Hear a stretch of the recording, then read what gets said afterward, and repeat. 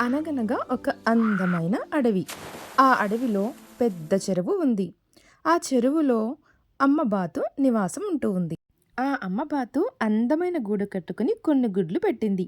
ఆ గుడ్లలో నుంచి ఎప్పుడెప్పుడు తన బుజ్జి బుజ్జి బాతు పిల్లలు బయటకు వస్తాయా అని అమ్మబాతు ఎంతో ఆశగా ఎదురుచూస్తూ ఉంది. కొన్ని రోజులు గడిచిన తర్వాత టక్ టక్ టక్ అంటూ ఒక్కో గుడ్డు పగలడం మొదలయ్యింది.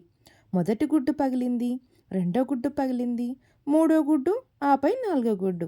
అన్ని గుడ్ల నుంచి భలే అందమైన పసుపు రంగులో ఉన్న క్యూట్ బాతు పిల్లలు పీప్ పీప్ అంటూ బయటికి వచ్చాయి. వాటిని చూసిన అమ్మ బాతుకు ఎంతో సంతోషం వేసింది. కానీ ఐదో గుడ్డు మాత్రం ఇంకా పగలలేదు. ఆ గుడ్డు మిగతా గుడ్ల కంటే కొంచెం పెద్దగా వింతగా ఉంది. కొన్ని రోజులు గడిచిన తర్వాత ఆ పెద్ద వింత గుడ్డు కూడా క్రాక్ అంటూ పగిలింది. అందులో నుంచి ఒక బూడిద రంగు పక్షి బయటకు వచ్చింది. అది మిగతా బాతు పిల్లల్లాగా అందంగా లేదు, కొంచెం విచిత్రంగా పెద్దగా ఉంది. దాన్ని చూసి అమ్మ బాతు ఆశ్చర్యపోయింది. పాపం, ఆ బూడిద రంగు పిల్లని చూసి మిగతా బాతు పిల్లలు అన్నీ నవ్వడం మొదలుపెట్టాయి. హే, నువ్వు చాలా వికారంగా ఉన్నావు, మేము నీతో ఆడుకోము, పప్పు అంటూ ఏడిపించాయి.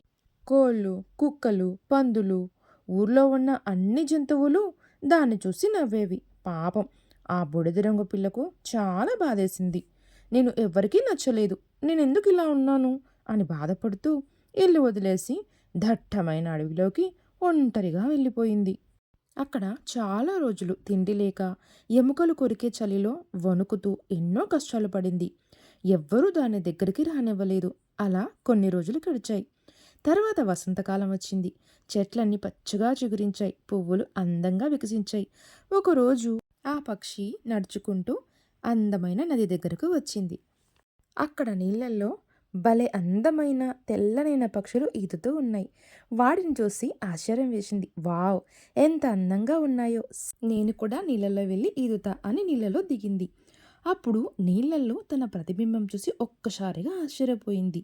ఎందుకంటే అది ఒక వికారమైన బూడిద రంగు పక్షిలా లేదు. ఇప్పుడు అది ఒక అందమైన అద్భుతమైన తెల్లని హంసలా మారిపోయింది. అవును పిల్లలు, అది అస్సలు బాతి పిల్లనే కాదు, ఒక అందమైన హంస.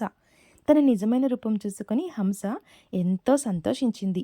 మిగతా హంసలతో కలిసి ఆ నదిలో ఎంతో ఆనందంగా ఆడుకుంటూ వెళ్ళిపోయింది. చూసారా పిల్లలు, ఎవ్వరిని వాళ్ళ పైరూపం చూసి ఎగతాళి చేయకూడదు. ప్రతి ఒక్కరిలోనూ ఒక అందం దాగి ఉంటుంది. కథ బాగుంది కదూ పిల్లలు. ఈ కథ మీకు నచ్చితే లైక్ చేయండి, షేర్ చేయండి. మరి ఇలాంటి మంచి మంచి కథల కోసం మన చిన్నారి బుజ్జి కథలు ఛానల్ని సబ్స్క్రైబ్ చేసుకోండి.